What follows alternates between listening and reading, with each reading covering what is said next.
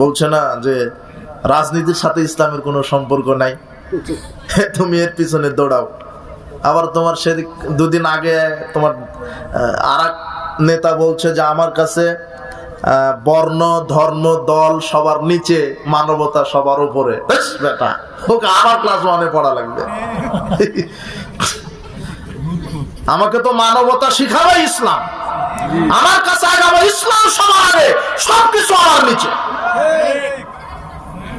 মানবতা শিখাবে তো ইসলাম, আগে ইসলাম তারপরে মানবতা। মানবতা কাকা থেকে শিখবে বেটা? মানবতা শিখতে হবে ইসলামের কাছে, আগে ইসলাম তারপরে মানবতা। পতিতালয়ের নারী কুকুরকে পানি পান করিয়ে জান্নাতে গেল, তুমি কুকুরের কাছ থেকে মানবতা শিখো। আশ্চর্য কথা।